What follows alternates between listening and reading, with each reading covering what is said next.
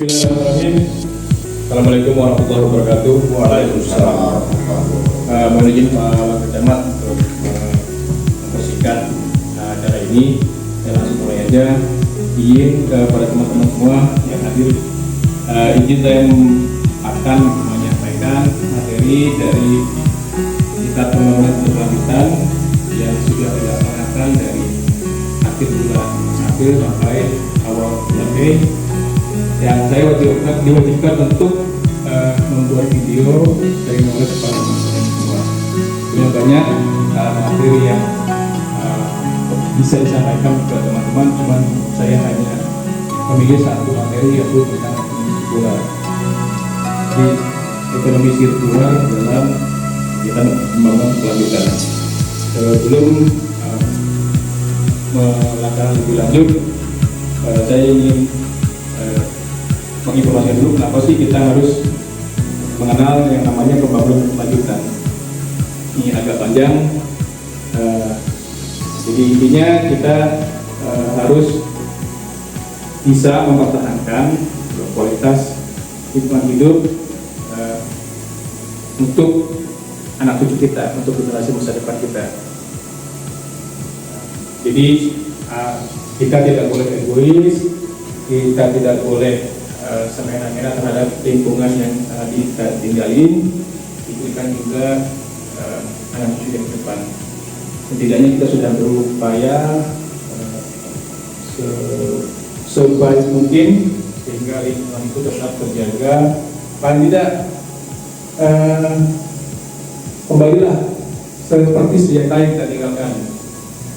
Jadi karena supaya nanti anak cucu kita itu juga punya lingkungan hidup yang layak. Gini, perubahan mindset.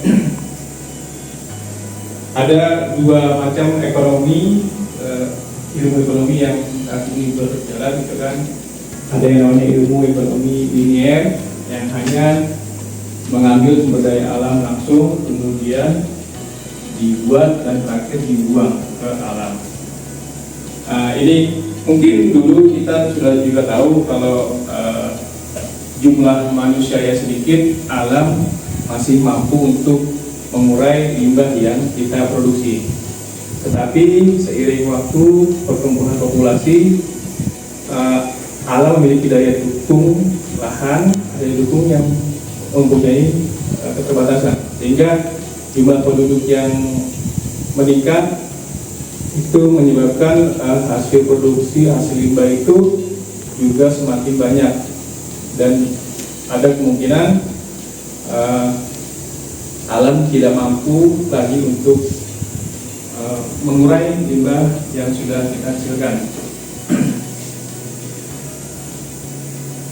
Kemudian seiring perkembangan ilmu manusia sudah ditemukan yang namanya ekonomi sirkular yang bertujuan untuk meminimalkan limbah dan polusi serta menjaga agar produk dan bahan tetap dalam siklus ekonomi selama mungkin. Jadi dengan paradigma yang sekarang sudah dianut, gitu kan, bahwa sumber daya terbatas, sumber daya alam terbatas, ruangan terbatas, dan secara finansial juga kalau kita kelola itu akan lebih menguntungkan. Jadi kita semua akan bergerak menuju ekonomi sirkular. Jadi ini secara secara perbandingannya ekonomi linier, bisnis modelnya hanya menjual barang sifatnya transaksional, ditemukan produk baru. Sementara di sirkular itu kan ada mempertahankan yang namanya loyal customer dan produknya sendiri berkarakteristik ada yang ramah lingkungan. Desain dari ekonomi linear itu hanya untuk yang jangka pendek, untuk didesain Sementara ekonomi sirkular itu desainnya akan lebih lebih, kalau handphone itu tidak bisa dimakan model, jadi bisa, iya tetap ada, jadi nggak jadul lah, jadi barang-barangnya itu. Materialnya juga yang dari ekonomi itu yang banyak yang beracun juga, ada yang multiple. Sementara yang ekonomi ini sirkular itu sudah lebih ramah lingkungan, kemudian paham bahwa membuang limbah itu adalah suatu kebodohan. Jadi berusaha kembali membangun modal, apakah ini finansial, manufaktur, manusia, sosial atau alam. Ekonomi sirkular bukan hanya membahas pengelolaan limbah yang lebih baik dengan lebih banyak melakukan daur ulang, namun ekonomi sirkular juga mencakup serangkaian intervensi yang luas di semua sektor ekonomi, seperti efisiensi sumber daya dan pengurangan emisi karbon. Jadi kemarin salah satu media di Suara gitu kan, nanti juga akan jadi salah satu strategi pengaplikasian ekonomi sirkular di wilayah kita, Pak Wakil. Efisiensi sumber daya ini salah satunya yang saya perlu sebarluaskan ke teman-teman gitu kan, adalah salah satunya kita harus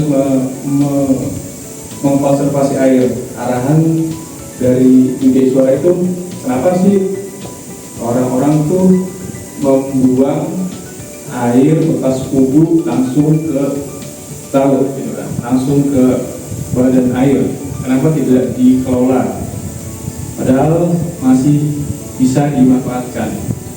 Mungkin bisa untuk menyerap tanaman, atau kalau kita punya kolam kan, kolam ikan air tawar itu akan lebih bermanfaat. Sementara penggunaan air untuk wudhu satu orang itu lumayan banyak, apalagi dikalikan lagi dengan jamaah yang hadir. Jadi alangkah bijaknya kalau dikelola, dimanfaatkan untuk yang lainnya. Dalam konteks produk plastik, ekonomi sirkular dapat ditetapkan oleh beberapa cara, misalnya recycling plastik, upcycling plastik sebagai campuran aspal, mengubah plastik bernilai ekonomi rendah menjadi bahan bakar energi dan sebagainya. Di sini hadir teman-teman dari berbagai sekolah harapan, Pak, yang biasa menangani pirolisis si Bejo ini. Ini salah satu bentuk ekonomi sirkular yang dapat ditetapkan. Tapi mungkin perlu dikaji lebih lanjut, apakah efisien antara energi yang dibutuhkan dalam produksi untuk kemudian diubah menjadi energi lain dan sumber energi lain. Prinsip-prinsip utama ekonomi sirkular, teman-teman, yang pertama pengurangan limbah dan polusi. Jadi diharapkan desain produknya itu yang meminimalkan limbah dan polusi, misalnya dengan penggunaan energi terbarukan, mengurangi kemasan dan praktik pengelolaan limbah berkelanjutan. Yang kedua, memperpanjang siklus hidup produk.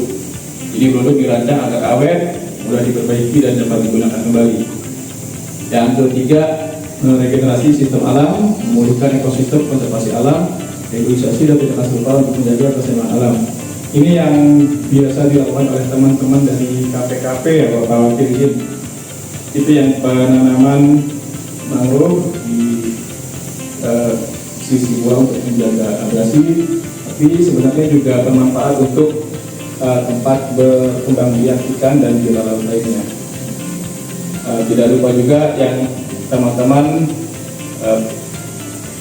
yang suka terumbu karang itu melestarikan terumbu karang di Pulau Kelapa juga ada kan yang jadi daftar itu ya Pak apa? Ya, kesini. Ya, itu salah satu bentuk dari prinsip utama ekonomi sirkular yang mudah-mudahan sih sebenarnya yang namanya transplantasi terumbu karang itu juga bisa jadi apa ya, jualannya wisata Pulau Seribu gitu kan. Nah, yang keempat, pembangunan kembali, daur ulang dan pemulihan ini yang sudah lazim dikerjakan oleh teman-teman Sudin LH maupun PPSU. Nah, ini ada manfaatnya banyak sekali, antara lain dari pengurangan limbah itu meminimalkan dampak terhadap lingkungan dan kesehatan manusia. Kita bayangkan kalau spalt belum ada di Pulau Seribu, itu langsung masuk ke air tanah dan berpotensi untuk mencemari air tanah. Manfaat yang ekonomi sirkular ada pengurangan limbah dan polusi, penghematan sumber daya, peningkatan keberlanjutan, peningkatan daya saing, dan peningkatan kualitas hidup. Jadi peningkatan daya saing untuk di tingkat pabrikan itu yang skala internasional itu kalau produknya tidak ramah lingkungan itu akan tidak digemari oleh genset mungkin ya. Jadi semua itu bersaing untuk menciptakan produk yang lebih ramah lingkungan. Kalau boleh ambil contoh itu yang teman-teman tahu pesawat terbang itu ada dua maskapai, dua jenis Airbus dan Boeing ya. Itu keduanya masih saat ini bersaing untuk menciptakan pesawat yang lebih ramah lingkungan. Jadi mana ada juga negara yang melarang gitu kan, kalau emisi yang dikeluarkan oleh pesawat terbang itu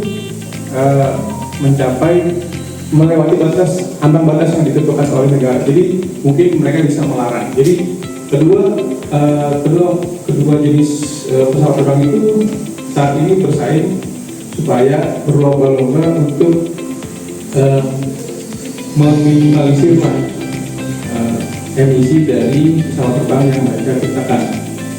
Dan yang terakhir, manfaatnya itu meningkatkan kualitas hidup, jadi menciptakan lingkungan yang lebih sudah sampai masyarakat. Ada 5 faktor yang dapat menjadi katalisator dalam implementasi, yaitu 1. Teknologi digital, investasi berbasis data, komitmen manajemen, infrastruktur, dan kebijakan pemerintah. Ini yang perlu kita adopt supaya ekonomi sirkular dapat berjalan dengan lancar. Ini contoh-contoh penerapan yang disampaikan oleh bagi saya. Yang pertama, aspal didaur ulang dan digunakan sebagai bahan anti air. Kemudian beton dibentuk sebagai batu buatan seperti paving block. Beton juga dipasang di dasar laut sebagai terumbu karang. Batu digunakan sebagai bahan campuran beton. Batu digunakan sebagai bahan pemerasan jalan. Kayu digunakan sebagai sepuh kayu. Logam dan baja digunakan sebagai solution. Diketahui oleh teman-teman semua, ini data yang diperoleh dari Kementerian dari World Resources Institute. Setiap tahunnya kita tuh membuang 300 juta ton plastik, 50 juta ton sampah elektronik, dan sepertiga dari semua makanan produksi. Jadi ini potensinya kalau ekonomi sirkular ini berjalan itu kan, itu ada volume ekonomi sebesar 4,5 triliun dolar. Melalui ada 3 macam: pengurangan sampah, stimulasi pertumbuhan bisnis, dan penciptaan lapangan kerja. Mungkin saya perlu menginformasikan ke teman-teman semua, kalau yang namanya PPA Bantar Gebang, artinya kita semua menjual ke impact itu di Bantar Gebang. Tinggi Bantar Gebang itu sudah 40 meter lebih. Itu kalau saya nggak salah dengar itu nggak akan nyampe 5 tahun sudah tidak bisa digunakan lagi. Jadi makanya harapan kita sih semua dari titik timbulan sampah kita sudah pilah sampahnya. Jadi yang dibuang ke TPA itu hanya bentuknya residu. Ini kesadaran yang harus dibangun dari kita semua. Kalau kita nggak bisa kita tidak bisa memaksa orang lain, jika kita berbuat untuk diri kita sendiri dulu, diri kita dan keluarga. Kalau kita sudah mampu untuk melakukan pemilahan, saya yakin nanti akan sangat kebetulan juga semua bisa melakukan pemilahan sampah dari awal. Ini agak panjang juga sih. Jadi ada sektor kunci secara global ya. Membangun ekonomi sirkular itu di sektor yang kunci semen, aluminium, baja, plastik makanan. Itu kalau melakukan tadi unsur lain upcycling dan segala macam, itu akan mengurangi emisi CO2 sebesar 3,7 miliar ton pada tahun 2050. Ini sumbernya dari asing yang seperti Atlantic Foundation dan World Resources Institute. Kalau ini nilai ekonominya ya, kalau diterapkan beneran itu penghematan biaya operasional lebih dari 431,9 miliar. Ini yang bisa dimanfaatkan anggaran baik negara maupun APBN maupun APBD itu bisa dialihkan untuk hal-hal lain yang lebih bermanfaat. Dari ekonomi sirkular juga bisa menciptakan lapangan kerja. Kalau saudara tadi yang sudah sampaikan, bisa 14.000 orang, pengurangan emisi lebih dari 5 juta ton, penghematan energi lebih dari 4,8 juta megawatt, dan penurunan konsumsi air lebih dari 252.000 kubik. Ini ekonomi sirkular dalam penanganan sampah di Indonesia. Jadi kita supaya sebenarnya yang MIT itu terus MIT bahasa Indonesia adalah solusi kita. Jadi benar-benar yang dibawa ke TPA Batu itu hanya bentuknya residu aja yang kita harapkan gitu kan. Jadi merubah ekonomi paradigma bahwa semua sampah dibawa ke suatu gerbang dengan pola-pola 3R dan EPR, itu diarahkan menjadi ekonomi sirkular. Itu yang saya bilang membuat sampah menjadi barang baru selama mungkin dengan produksi dan konsumsi yang bertanggung jawab dalam SDG. Ini 10 cara berpikir praktis. Yang pertama, reduce, katakan tidak untuk produk dan layanan yang tidak terlalu dibutuhkan. Creating, memiliki kembali desain untuk produk yang lebih memajukan sirkularitas. Jadi ini pasti desainer pada tahu lah gimana caranya membuat desain kemasan yang unik tapi juga ramah lingkungan dan juga bisa dipergunakan kembali. Reduce, meminimalisir penggunaan sumber daya atau bahan mentah untuk menghasilkan satu produk. Reuse, menggunakan produk dan bahan berulang kali. Ini pada paham itu, pada ahli semua. Repair, memperbaiki produk lebih baik daripada membuangnya. Jadi kalau memang masih bisa dipakai, diperbaiki produknya sehingga manfaatnya lebih lama. Refurbish, memperbarui produk menjadi produk baru. Jadi bukan cuma teman-teman juga.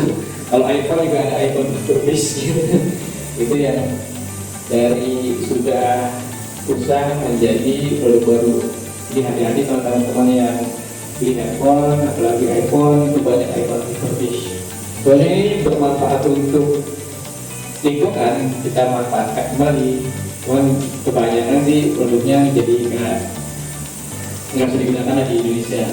Yang selanjutnya di manufacture, memperbaiki barang bekas pakai dan mengembalikan kualitas dari produk pada kondisi semula. Repurpose, menggunakan produk untuk atau material lama menjadi produk dengan fungsi yang berbeda. Recycle dan recover. Recover mengekstrak bahan dari limbah ini potensi yang banyak diambil celahnya untuk menjadi cuan. Kalau teman-teman biasa main di garmen, kalau industri garmen ini salah satu industri yang tidak terlalu berbahaya limbahnya, tapi limbahnya malah bermanfaat dan mudah untuk digunakan, diekstrak lagi jadi bahan lainnya. Ini kita nggak bisa sendirian dalam menggerakkan ekonomi sirkular di wilayah kita, jadi perlu semua pihak baik dari pemerintah, swasta, akademisi, LSM dan mitra bangunan lainnya. Ini WI saya ini bukan saya ngambil, tapi ini WI saya ngambil dari nggak tahu dari mana nih, Iresta ya kan, yang diambil di sumber 12 dan 13. Program pengurangan timbulan sampah di sumber, pelatihan dengan pelatihan yang dapat diulang, pelatihan berulang, sosialisasi diskusian, pendampingan kegiatan menjadikan sampah. Program peningkatan peran serta masyarakat, nah ini yang lingkungan bersih, bersama dengan PKK Provinsi DKI Jakarta dan pembinaan pengolahan sampah untuk pelajar. Ini screenshot yang saya ambil dari sistem M-Trend di Pulau Kelapa yang bawah ini, karena tipenya masuk dari Cina. Masyarakat yang bawah, masyarakat RW 1 sangat terganggu dengan adanya TPS yang ada di penundukan kapal. Usulannya pembangunan lahan TPS baru di Pulau Panjang. Saya lihat di situ statusnya diterima. Betul itu Pak? Ya. Yang mengelola tadi bahkan tidak enggak. Ini usulannya kalau TPS permanen, saya nggak tahu di mana. Cuman yang saya tahu di itu RW 1 yang atas. Yang atas RW 1 juga. Nah sekarang ini sebenarnya apa baru lagi? Yang sekarang jadi TPS. Oh, TPS itu jadi TPS permanen. Iya. Bukan TPS 3R. Bukan. Cuma ditutupin pakai seng doang gitu. Iya. Ini strategi saya nih yang saya simpulkan dengan strategi penerapan ekonomi sirkular di Pulau Seribu. Yang pertama, kita harus mengedukasi dan memberikan pelatihan pada warga bahwa ekonomi sirkular itu perlu kita terapkan lebih baik dan bermanfaat dari pemilahan sampah, pengolahan sampah dan definisi ekonomi sirkular secara umum. Yang kedua tadi saya disampaikan pemilahan sampah lebih khususnya jangan lupa kalau ada bahan sampah yang melakukan sampah dibawa ke pengelola. Dan yang ketiga ini yang tantangan buat kita semua untuk menarik agar sampah lebih aktif menampung sampah, diupayakan kita bekerjasama dengan wilayah dengan skema menabung emas. Ini sudah diterapkan oleh teman-teman saya Polsek Ekran di Kebaran Pulau Kelapa Gading. Ini gimana kira-kira menurut teman-teman yang kita bekerja sama dengan Pegadaian? Nggak salah, nggak ada yang hadir ya. Tapi saya rasa ini potensi kalau udah bicara emas, mak pasti depan. Kalau kita bilang ya udah jangan cuma itu dah, kita nabung emas saja. Nanti kalau memang ada kesempatan kita ketemu dengan Pegadaian, kita akan coba propose, kita akan tanya gimana cara supaya bisa juga nasabah bank sampah di Pulau Seribu itu nabung emas juga. Nah, ini tadi saya sampaikan, saya mengundang teman-teman SDA, berhalangan dari semua yang disebutkan. Ini saya pengennya di dalam penampungan, ada penampungan air bekas wudhu di masjid dan musola yang bisa digunakan kembali untuk nyiram tanaman atau kolam ikan air tawar. Kalau PAH itu sudah penampungan air hujan di gedung-gedung pemerintahan mungkin sudah hampir semua sudah terpasang.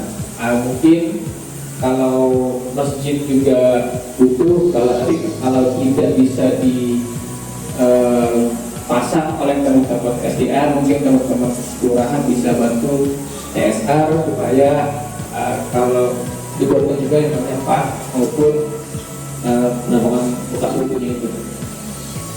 Yang kelima, pemanfaatan bantuan dan pupuk organik. Jadi ya kita tahulah sampah organik yang dikelola oleh teman-teman saat ini sih masih dikerjakan oleh teman-teman LH gitu kan, sehingga tahu mazotnya itu saat ini sudah ada masalah dengan hama gitu kan. Cuman kalau sudah tidak ada hama, kita coba lagi, kita buatkan lagi, kemudian disebarluaskan juga kalau yang namanya pupuk dari yang biasanya dari penguraian sampah organik bisa dimanfaatkan. Mungkin bisa dikerjasamakan dengan teman-teman PKK di kecamatan yang biasa ada namanya PKK maupun toga gitu kan. Yang keenam ini yang kita harapkan pelaku usaha itu diberikan bimtek gitu kan, supaya gimana caranya ekonomi warga melalui produk-produk ramah lingkungan. Saya rasa itu paparan dari saya terkait ekonomi sirkular dalam upaya pikiran pembangunan lanjutan. Apabila ada teman-teman yang ingin menanggapi, waktu dan tempat dipersilakan. Terima kasih. Mohon izin Pak Adi sebagai saran aja, intinya kalau bisa kita terapkan juga ke teman-teman PPSU di lapangan.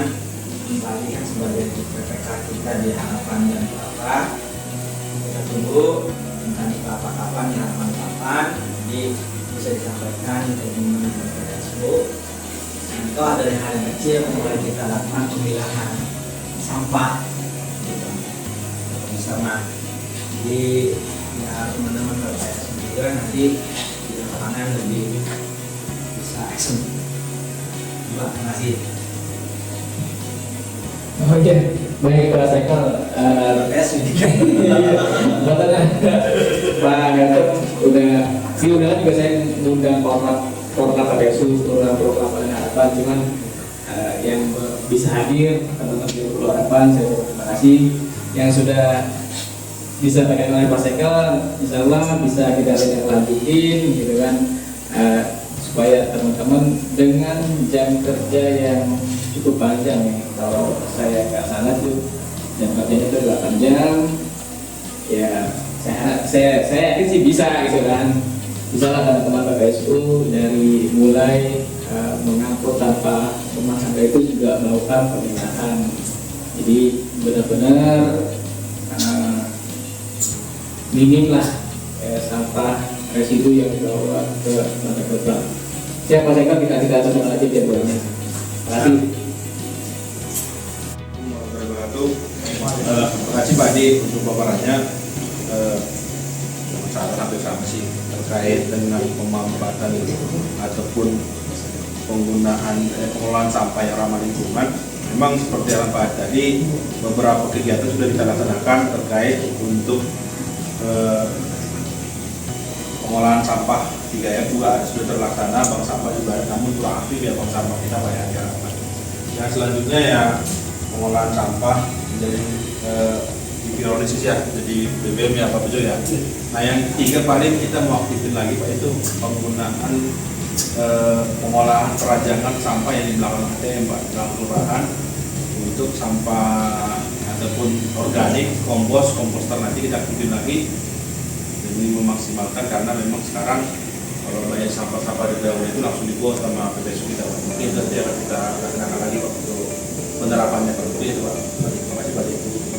Baik, terima kasih Pak Hertan atas tanggapannya. Kalau nanti memang butuh narasumber dari teman-teman Muslim Lingkungan Hidup, saya rasa kita bisa sama-sama ke lokasi apa ya. Terima kasih. Baik, kiranya itu yang sudah cukuplah pertemuan kita sore ini.